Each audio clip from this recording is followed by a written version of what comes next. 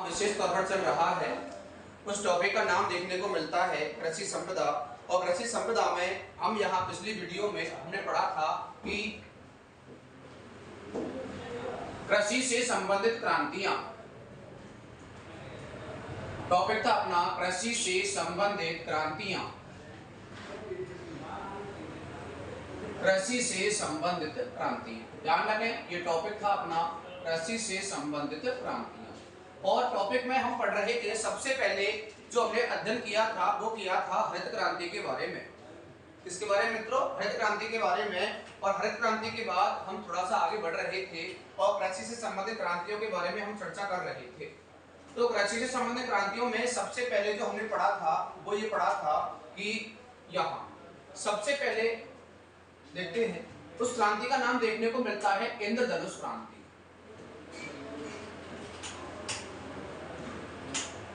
क्रांति का नाम क्या है बंधुओं? इंद्रधनुष क्रांति। देखिए, अब सभी क्रांतियों की जननी, सभी क्रांतियों की जननी, सभी क्रांतियों की जननी जो होती है उसका नाम होता है इंद्रधनुष क्रांति। उसके बाद में सभी क्रांतियों की जननी के बाद सबसे पहले हम जो अध्ययन करने वाले हैं वो अपनी क्रांति होती है जिसका नाम होता है श्वेत क्रांति। क्रांति का नाम क्या होता है बंधुओं? श्वेत क्रांति। और श्वेत क्रांति का जो संबंध होता है वो होता है अपना दुग्ध उत्पादन से। किससे होता है बंधुओं? दुग्ध उत्पादन से इसका संबंध माना जाता है, ध्यान रखें। उसके बाद में हम चर्चा करते हैं यहाँ पीली क्रांति। क्रांति का नाम क्या है बंधुओं? पीली क्रांति। और पीली क्रांति का जो संबंध देखा जाता है वो देखा जाता है सरसों व तिल उत्पादन से। सरसों व तिल उत्पादन से इसका संबंध माना जाता है। नेक्स्ट बात करते हैं उसके बाद में गोल क्रांति। और गोल क्रांति का संबंध देखा जाता है अपने आलू उत्पादन से। किससे है भैया? आलू उत्पादन से इसका संबंध माना जाता है। उसके बाद में गोल क्रांति के बाद हम यहाँ चर्चा करते हैं गुलाबी क्रांति। और जो गुलाबी क्रांति है अपनी, इसका संबंध माना जाता है झींगा मछली के उत्पादन से। क्या है भैया? झींगा मछली के उत्पादन से इसका संबंध माना जाता है। उसके बाद है नीली क्रांति। और नीली क्रांति का जो संबंध माना जाता है वो माना जाता है मत्स्य पालन। कौन सा पालन है भैया? मत्स्य पालन से इसका संबंध माना जाता है। तो सबसे पहले हमने यहाँ चर्चा की है, तो चर्चा की है इंद्रधनुष क्रांति के बारे में, ठीक है। तो सभी क्रांतियों की जननी का नाम क्या होता है? इंद्रधनुष क्रांति होता है। उसके बाद में है श्वेत क्रांति, इसका संबंध है दुग्ध उत्पादन से। उसके बाद है पीली क्रांति, और पीली क्रांति का संबंध है सरसों व तिल के उत्पादन से। उसके बाद है गोल क्रांति, इसका संबंध है आलू उत्पादन से। और उसके बाद यहाँ बात करते हैं गुलाबी क्रांति, इसका संबंध है झींगा मछली के उत्पादन से। बाद में हम चर्चा करते हैं नीली क्रांति, इसका संबंध है मत्स्य पालन से। कौन सा पालन है बंधुओं? मत्स्य पालन से इसका संबंध देखा जाता है। आगे चलते हैं और बात करते हैं, नेक्स्ट चलते। उसके बाद में लाल क्रांति। क्रांति का नाम क्या है बंधुओं? लाल क्रांति। इसका जो संबंध देखने को मिलता है वो देखने को मिलता है रक्त व टमाटर से। रक्त व टमाटर से इसका संबंध माना जाता है। उसके बाद में हम देखते हैं धूसर क्रांति। क्रांति का नाम क्या है बंधुओं? धूसर क्रांति। और इसका जो संबंध माना जाता है वो माना जाता है सीमेंट उत्पादन से। इससे माना जाता है सीमेंट उत्पादन से देखने को मिलता है। उसके बाद में कृष्ण क्रांति। कृष्ण क्रांति ये देखने को मिलती है अपने पेट्रोलियम तत्वों से। पेट्रोलियम उत्पादन से इसका उत्पादन अर्थात संबंध माना जाता है। हाँ जी, हाँ जी, सभी को नमस्कार। हाँ, उसके बाद चलते हैं आगे चलकर। कृष्ण के बाद हम बात करते हैं रजत क्रांति। इसकी बात करते हैं बंधुओं रजत क्रांति, और रजत क्रांति का संबंध देखा जाता है अंडा उत्पादन से। इससे देखने को मिलता है अंडा उत्पादन से इसका संबंध देखने को मिलता है। उसके बाद में हम बात करते हैं यहाँ जैसे भूरी क्रांति, और भूरी क्रांति का जो संबंध देखा जाता है वो देखा जाता है खाद्यान्न उत्पादन से। इससे देखने को मिलता है बंधुओं खाद्यान्न उत्पादन से इसका संबंध देखने को मिलता है। उसके बाद में और भी आगे चलते हैं, चलो ठीक है यहाँ से आगे बढ़ते हैं। भूरी क्रांति के बाद रजत के बाद और लाल के बाद आगे चलते हैं और बात करते हैं जैसे सुनहरी क्रांति। सुनहरी क्रांति, सुनहरी क्रांति का संबंध देखा जाता है फल व फूल के उत्पादन से। फल व फूल के उत्पादन से इसका संबंध माना जाता है। तो ये लगभग में अपनी क्या हो जाती है भैया कृषि से संबंधित क्रांतियों के बारे में यहाँ चर्चा होती है। तो अगली का नाम क्या है लाल क्रांति है, इसका संबंध है रक्त व टमाटर से। उसके बाद में है धूसर क्रांति, इसका संबंध है सीमेंट उत्पादन से। उसके बाद में है कृषि क्रांति, इसका संबंध है पेट्रोलियम उत्पादन से। उसके बाद में है रजत क्रांति, इसका संबंध है अंडा उत्पादन। उसके बाद है भूरी क्रांति, इसका संबंध है खाद्यान्न उत्पादन से। और उसके बाद में है सुनहरी क्रांति, इसका संबंध है फल व फूल के उत्पादन से। किससे है बंधुओं फल व फूल के उत्पादन से इसका संबंध देखा जाता है। आगे देखें, आगे चलते हैं और बात करते हैं, चलो ठीक है। सबसे पहले यहाँ हमने जो चर्चा की है वो की है भैया श्वेत क्रांति की। इसकी की है भैया श्वेत क्रांति। तो थोड़ा बात करते हैं इससे कि श्वेत क्रांति का संबंध किससे है। श्वेत क्रांति ऊपर देखें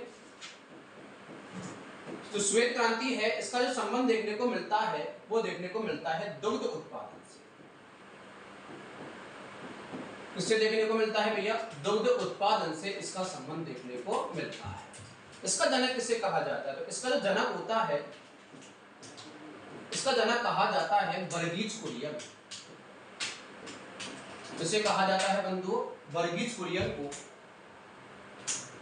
वर्गीज कुरियन को इसका जनक माना जाता है। ठीक है, अब थोड़ा सा क्वेश्चन बनता है, चलो ठीक है यहां तक हमने पढ़ लिया कि वर्गीज कुरियन को इसका जनक माना जाता है। लेकिन अभी श्वेत क्रांति अर्थात यहां शब्द लिखा हुआ है दुग्ध का। दुग्ध जो प्राप्त होता है वो होता है पशुधन से। किससे प्राप्त होता है बंधु पशुधन से। और यहां मैं लिख देता हूं साथ में ही डेयरी। क्या है भैया डेयरी। ध्यान रखें भैया तीन चीजों को। सबसे पहले क्या है भैया पशुधन। पशुधन क्या देता है दुग्ध देता है। इसका उत्पादन करता है भैया दुग्ध का। तो उत्पादन होता है किससे होता है भैया दुग्ध से। और दुग्ध का जो सर्वाधिक निर्यात होता है अर्थात बेचा जाता है वो किससे मिलता है भैया डेयरी से। चलो समझे से थोड़ा सा, चलो ऊपर देखें। हाँ जी ऊपर देखें सभी। अब बात करते हैं पशुधन। पहला क्वेश्चन विश्व में सर्वाधिक पशु, पहला क्वेश्चन बनेगा विश्व में सर्वाधिक पशु देखने को मिलते हैं ब्राजील।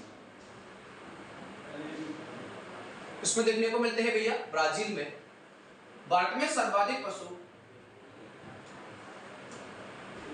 भारत में सर्वाधिक पशु देखने को मिलते हैं कहां देखने को मिलते हैं यूपी। कहां देखने को मिलते हैं भैया यूपी के अंदर देखने को मिलते हैं।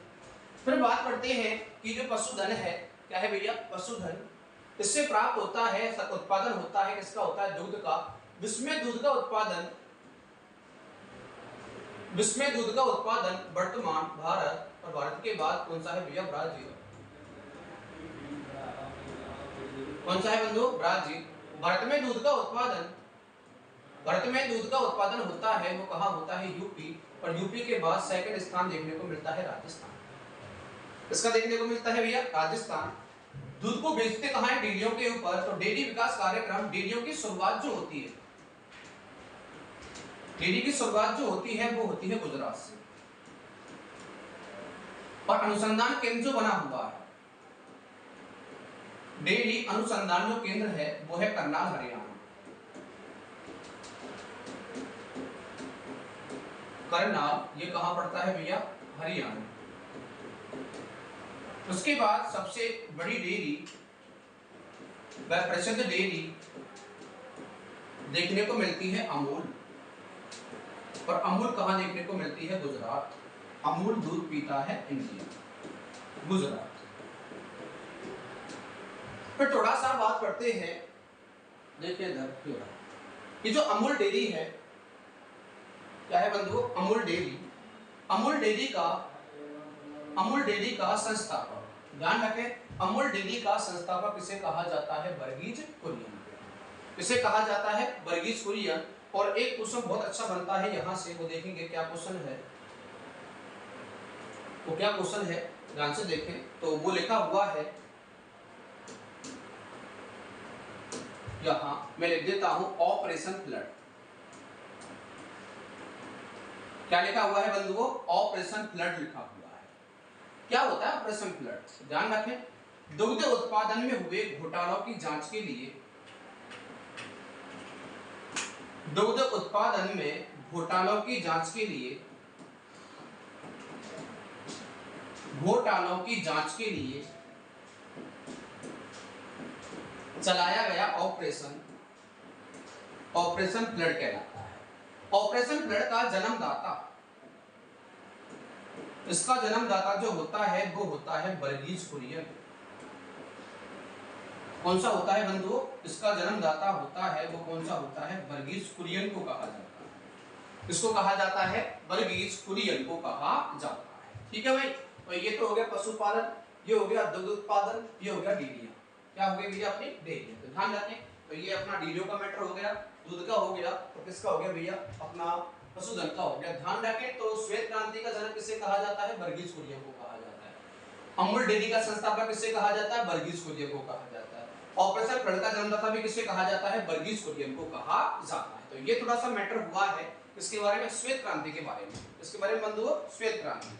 अब इसके बाद में थोड़ा सा हम जो पढ़ने वाले हैं वो पढ़ेंगे, उसके बाद में यहाँ फसलों, देखिए उसके बाद में हम यहाँ पढ़ते हैं कृषि के प्रकार,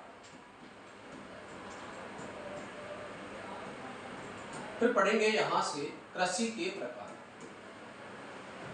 द टाइप ऑफ एग्रीकल्चर। ठीक है, कृषि के प्रकार। देखो, तो कृषि के कई प्रकार है, जैसे कृषि के अनेक सारे नाम देखने को मिलते हैं। इंडिया में कई सारे प्रकार की कृषि की जाती है। जैसे देखो,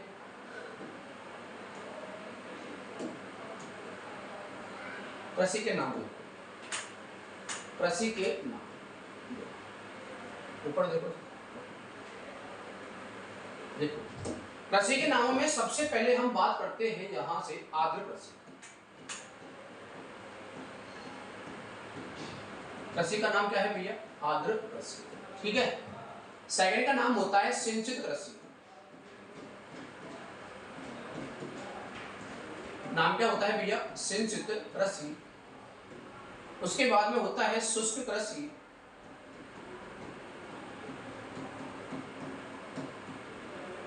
शुष्क कृषि। ठीक है, उसके बाद में बात करेंगे यहां से स्थानांतरण कृषि।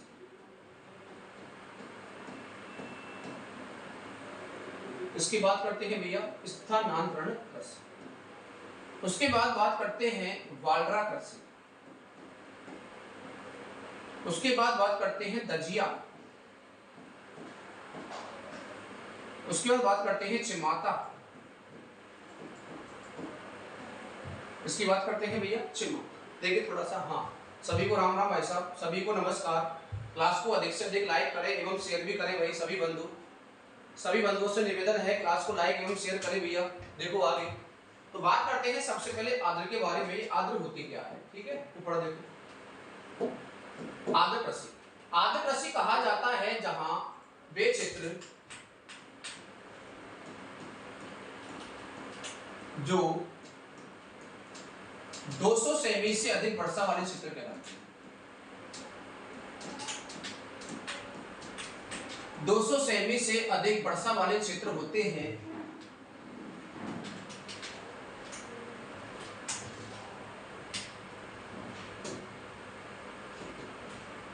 200 सेमी से अधिक अधिक वर्षा वाले क्षेत्र होते हैं। अधिक वर्षा वाले क्षेत्र, उन क्षेत्रों में की जाने वाली कृषि को कहा जाता है आर्द्र कृषि। उसके बाद सिंचित कृषि 100 से 200 सेमी के मध्य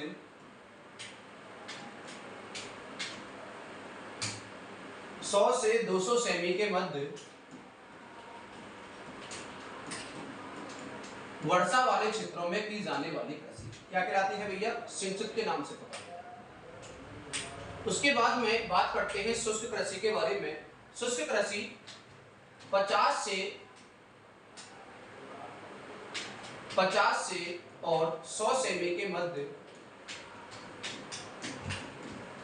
वर्षा वाले क्षेत्रों में की जाती है। ठीक है, एक क्वेश्चन तो अपना ये बनता है। ठीक है भैया, हाँ जी, सीधा मैं कह सकता हूं 200 सेमी से अधिक वर्षा वाले क्षेत्रों में की जाती है, 100 सेमी से अधिक वर्षा वाले क्षेत्रों में की जाती है, और 50 सेमी के आसपास वर्षा वाले क्षेत्रों में या 50 और 100 के मध्य जो वर्षा वाले क्षेत्र हैं उनमें की जाने वाली कृषि का नाम क्या होता है? शुष्क कृषि होता है। उसके बाद में स्थानांतरण का मतलब क्या होता है? अदल बदल करके की जाने वाली कृषि। अदल बदल करके की जाने वाली कृषि का नाम क्या होता है? स्थानांतरण, और इसे झूमिंग भी कहा जाता है। क्या कहते हैं इसे भैया? झूमिंग के नाम से भी पुकारा जाता है। हाँ जी, आगे देखिए, बालरा इसी का प्रकार है नंबर 1, धजिया भी इसी का प्रकार है, चिमाता भी इसी का प्रकार है।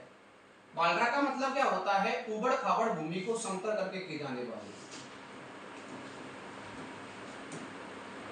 उबड़ खाबड़ भूमि को समतल करके की जाने वाली। दजिया का मतलब क्या होता है?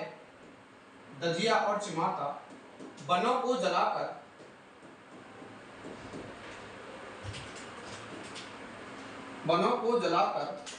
आदिवासी द्वारा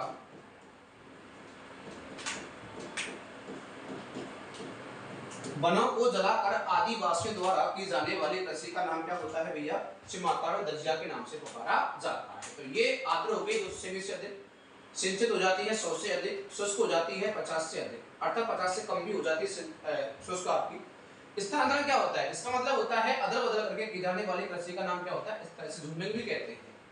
इसे बालरा, दजिया, चिमाता के नाम से पुकारा जाता है। उसके बाद एक चीज ध्यान रखना, आगे चलते हैं थोड़ा सा। एक शब्द लिख रहा हूं आपके सामने, उसका नाम है मिश्रित फसल। एक तो नाम है आपके सामने यहां मिश्रित फसल, नाम क्या है भैया? मिश्रित फसल। और एक नाम देखने को मिलता है मिश्रित कृषि। क्या देखने को मिलता है बंधु? मिश्रित कृषि। ध्यान रखें फसल और कृषि में। तो ये बहुत बार क्वेश्चन पूछा गया है कि यहाँ लिखा हुआ है मिश्रित फसल और यहाँ लिखा हुआ है मिश्रित कृषि। फसल का मतलब क्या होता है कि जैसे एक खेत में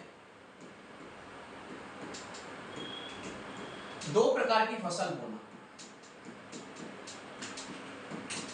दो प्रकार की फसल बोना क्या कहलाता है भैया? मिश्र फसल के नाम से पुकारा जाता है। जैसे इसकी चर्चा करें उदाहरण के तहत, जैसे गेहूं के साथ चना बोना,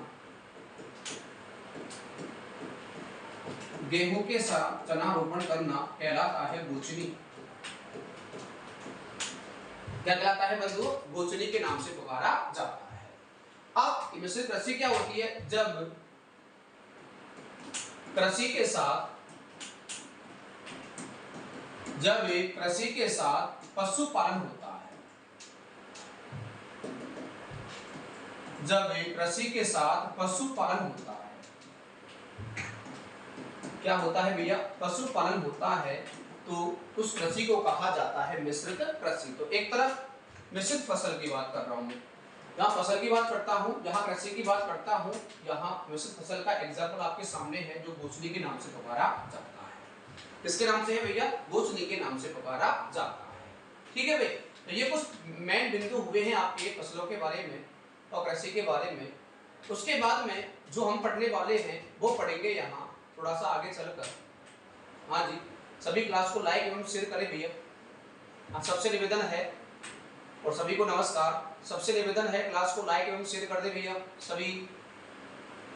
हाँ जी, देखिए भैया आगे चलते हैं थोड़ा सा। तो क्या पढ़ा है हमने वो भी देखते हैं थोड़ा सा। देखिए हाँ, कृषि से संबंधित क्रांतियां, क्रांतियों को मैंने स्टार्ट किया था, आपके सामने क्रांतियों का पूरा ब्यौरा लिखा हुआ है, स्क्रीनशॉट भी ले सकते हो आराम से। ठीक है, आगे चलते हैं। फिर हमने यहाँ क्रांतियों का थोड़ा सा मैटर पढ़ा था, श्वेत क्रांति के बारे में पढ़ा था हमने। और क्रांति के श्वेत के बाद यहाँ पशुधन को पढ़ा है, दुग्ध पालन को पढ़ा है, डेयरी को पढ़ा है। उसके बाद में थोड़ा सा यहाँ कृषि के नामों के बारे में पढ़ा है। आर्द्र हो गया, सिंचित हो गया, शुष्क हो गया, स्थानांतरण हो गया, बाल रात, दलिया, चमाता भी हो गया। उसके बाद में यहाँ मिश्रित फसल के बारे में, कृषि के बारे में, उसका एग्जाम्पल भी मैंने आपको बताया है। फिर उसके बाद में थोड़ा सा क्रांति ये भी शेष थी अपनी, उनको मैंने आपके सामने लिख दिया है। अब थोड़ा सा और कृषि के नामों में आगे चलते हैं। ठीक है, देखिए और भी सुनिए। ऐसे बात करते हैं यहाँ एक क्वेश्चन बहुत अच्छा बनता है कि अरावली की ढालों में, अरावली की ढालों में, अरावली की ढालों में मक्के की खेती की जाती है।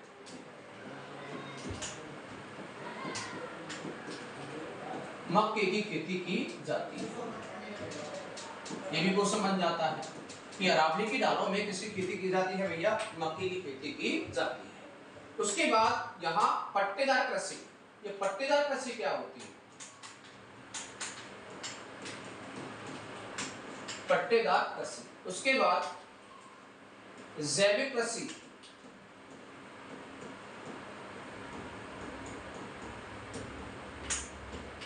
जैविक कृषि।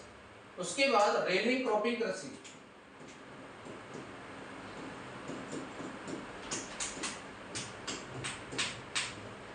क्रॉपिंग कृषि। उसके बाद सीढ़ीदार कृषि,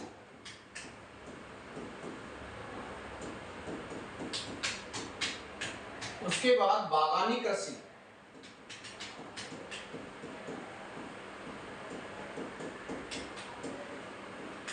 क्या है भैया? बागानी कृषि। तो पट्टेदार कृषि का मतलब क्या होता है? पट्टेदार कृषि का मतलब होता है कि जमींदारों द्वारा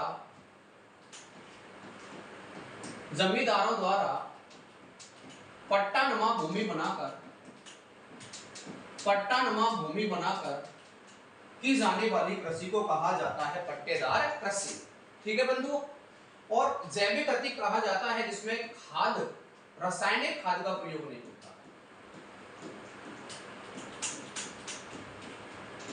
और वहां जैविक खादों का प्रयोग होता है, उसे कहा जाता है जैविक खेती और जैविक कृषि। अर्थात जैविक कृषि करने वाला पहला जो राज्य बना है वो बना है सिक्किम। कौन सा बना है भैया? सिक्किम। रेलिंग क्रॉपिंग का मतलब क्या होता है? ढालनुमा क्षेत्रों में की जाने वाली कृषि।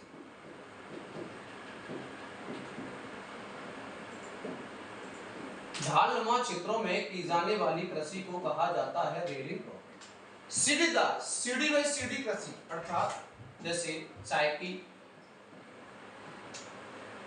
अर्थात सीढ़ी के रूप में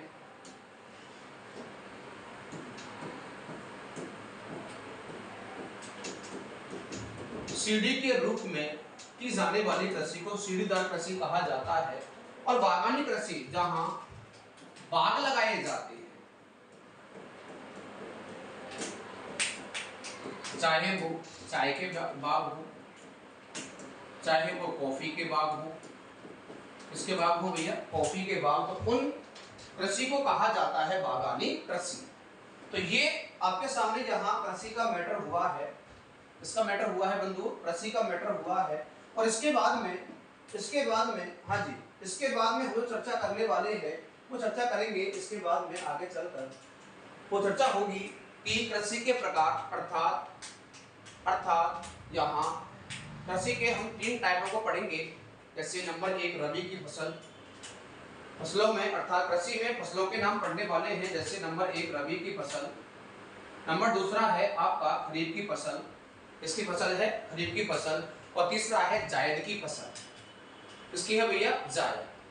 तो रबी, खरीफ और जायद के बारे में हम चर्चा करेंगे कल। तो कृषि के हम टाइप पढ़ेंगे कल, फसलों के टाइप पढ़ेंगे कल, ठीक है। उन टाइपों में क्या होगा, उन टाइपों में सबसे पहले पढ़ेंगे हम यहाँ रबी की फसल के बारे में कि इन्हें क्या कहा जाता है, जलवायु कौन सी होती है इनको बोते समय।